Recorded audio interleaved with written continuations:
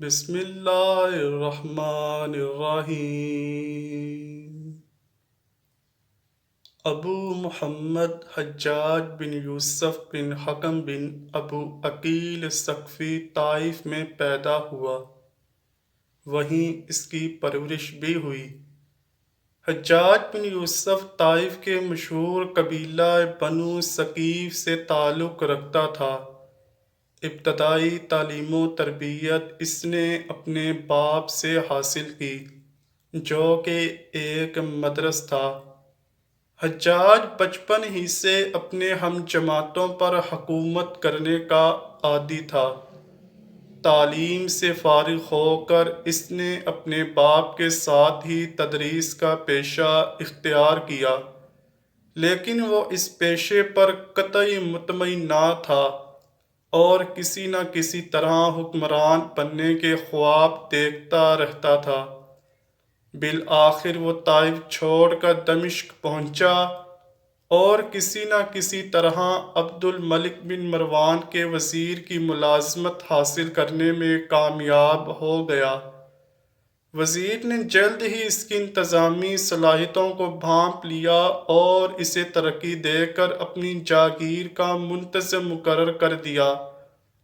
ایک چیز جس کی وزیر کو ہمیشہ شکایت رہتی تھی، اس کی سخت گیری تھی، لیکن اس سخت گیری کی وجہ سے وزیر کی جاگیر کا انتظام بہت بہتر ہو گیا۔ اتفاق سے عبد الملک کو اپنی فوج سے سستی اور کاہلی کی شکایت پیدا ہو گئی اور اس نے ایک محتسب مقرر کرنے کا فیصلہ کیا۔ وزیر نے حجاج کا نام پیش کیا، لیکن یہ وضاحت کر دی کہ آدمی سخت گیر ہے، اس لیے وہ اس کے افعال کے لیے جواب دہ نہیں ہوگا۔ اس طرح حجاج عبد الملک کی فوج میں شامل ہو گیا اور اس حیثیت سے اس نے عبد الملک کی خوب خدمت کی اور اموی فوج اس سے دہشت کھانے لگی۔ یہاں تک کہ خود وزیر کا دستہ بھی اس کی سخت گیری کا شکار ہوا، حالانکہ وہ خود کئی سال انہی میں شامل رہا تھا۔ عبد الملک نے جب عراق پر حملہ کیا تو مصعب بن زبیر کے خلاف اس کے سخت اقدامات نے عبد الملک کو قائل کر دیا کہ حجاج اس کے کہنے پر کوئی بھی اقدام کر سکتا ہے اور اس کے لیے اخلاقی و مذہبی حدود عبور کرنا کوئی مشکل نہیں۔ حجاج بن یوسف کو خلیفہ عبد الملک نے مکہ، مدینہ، طائف اور یمن کا نائب مقرر کیا تھا اور اپنے بھائی بشر کی موت کے بعد اسے عراق بھیج دیا، جہاں سے وہ کوفہ میں داخل ہوا۔ ان مقامات پر 20 سال حجاج کا عمل دخل رہا۔ اس نے کوفہ میں بیٹھ کر زبردست فتوحات کی۔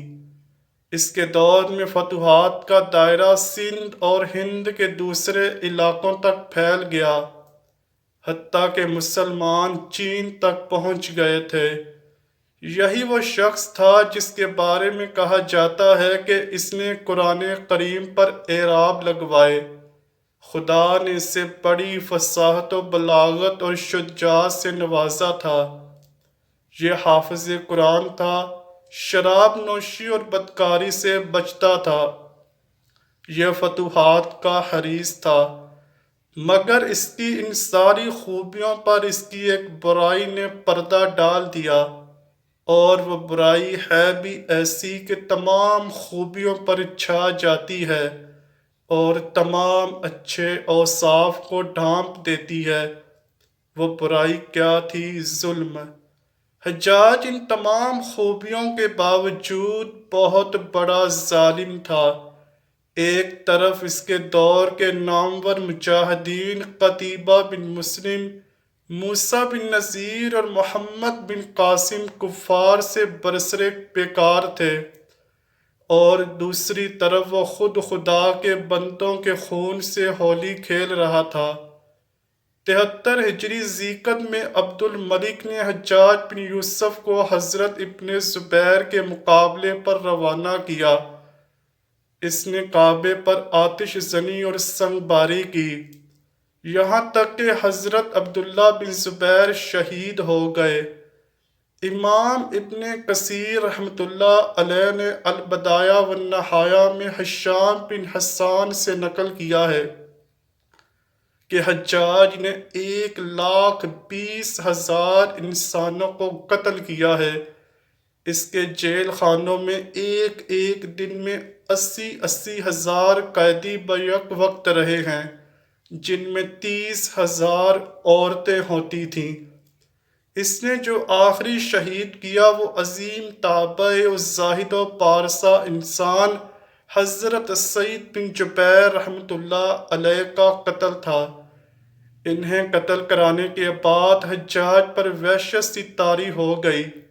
وہ نفسیاتی مریض بن چکا تھا۔ جب وہ سوتا تھا تو حضرت سعید بن جبیر رحمۃ اللہ علیہ اس کا دامن پکڑ کر کہتے، اے دشمن خدا، آخر تو نے مجھے کیوں قتل کیا؟ میرا کیا جرم تھا؟ حکیموں کو بلایا تو انہوں نے بتایا کہ پیٹ میں سرطان ہے۔ ایک طبیب نے گوشت کا ٹکڑا لیا اور اسے دھاگے کے ساتھ باندھ کر حجاج کے حلق میں اتار دیا۔ تھوڑی دیر کے بعد دھاگے کو کھینچا تو اس گوشت کے ٹکڑے کے ساتھ بہت سارے کیڑے لپٹے ہوئے تھے۔ حجاج جب مادی تدبیروں سے مایوس ہو گیا تو اس نے حضرت حسن بصری رحمۃ اللہ علیہ کو بلوایا اور ان سے دعا کی درخواست کی۔ وہ آئے اور حجاج کی حالت دیکھ کر رو پڑے اور فرمانے لگے، پچھلی امتوں کے سب ظالم اکٹھے کر کے ایک پلڑے میں رکھ دیے جائیں اور ایک پلڑے میں تمہیں رکھ دیا جائے تو تمہارا پلڑا پھر بھی بھاری ہوگا۔ حجاج بن یوسف نے 70,000 لوگوں کو اپنے ہاتھ سے قتل کیا اور صحابی رسول صلی اللہ علیہ وآلہ وسلم کو کعبہ میں ذبح کیا۔ آل رسول صلی اللہ علیہ وآلہ وسلم پر بے پناہ ظلم ڈھائے۔ کوئی بھی دن ایسا نہ تھا کہ حجاج کے دربار میں سید زادے کو سزا نہ دی جاتی ہو۔ وہ شہزادہ علی بن حسین حضرت امام زین العابدین کو گھنٹوں اپنے دربار میں کھڑا رکھتا۔ حجاج ایسا ظالم تھا کہ اکثر سادات پر کوڑے برسایا کرتا تھا۔ دن میں ایک دفعہ کوڑے نہ مار لے تو اسے رات کو نیند نہیں آتی تھی۔ آخر وہ دن بھی آیا کہ جب حجاج کے پیٹ کے کیڑے اس کا پیٹ پھاڑ کر باہر نکل آئے اور اس کی موت واقع ہو گئی۔ حجاج کو دنیا سے چھپا کر دفن کر دیا گیا۔ اس کے متعلقین کو اس کی لاش کی بے حرمتی کے بارے میں دنیا والوں سے جو خطرہ تھا، انہوں نے اس کی قبر کا نام و نشان مٹا کر بظاہر اسے تو خطرے سے بچا لیا، لیکن ظالموں کے لیے جو آخرت کے خطرات اور سزائیں ہیں، ان سے اسے کون بچا سکتا ہے؟ وہاں تو کسی کا بس نہیں چلتا، کسی کی سفارش کام نہیں آتی، خاندانی وجاہت فائدہ نہیں دیتی۔ اسمعی رحمۃ اللہ علیہ کے والد نے حجاج کو مرنے کے بعد خواب میں دیکھا اور اس سے پوچھا، اللہ نے تمہارے ساتھ کیسا سلوک کیا؟ اس نے جواب دیا کہ میں نے جتنے قتل کیے تھے ان میں سے ہر ایک کے بدلے مجھے بھی قتل کیا گیا۔ اسے صرف حجاج کا معاملہ نہ سمجھیے گا، ہر ظالم کے ساتھ آخرت میں یہی ہوگا۔ ظلم کا انجام ہمیشہ برا ہوتا ہے، چنانچہ انسان زندگی کے کسی بھی موڑ پر ظالم نہ بنے۔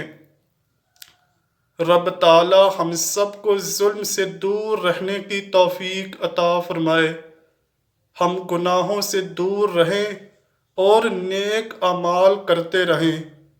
اللہ سے دعا ہے کہ وہ ہمیں نبی مکرم صلی اللہ علیہ وآلہ وسلم اور ان کی آل پاک کی سچی اور پکی محبت عطا فرمائے، آمین یا رب العالمین۔ امید کرتا ہوں کہ آپ کو ویڈیو ضرور پسند آئی ہوگی۔ اگر ویڈیو پسند آئی ہے تو ویڈیو کو لائک کیجئے، شیئر کیجئے اور چینل کو لازمی سبسکرائب کیجئے۔ کمنٹ سیکشن میں اپنی رائے کا اظہار بھی ضرور کیجئے گا۔ ملتے ہیں اگلی ویڈیو میں، تب تک کے لیے اللہ حافظ۔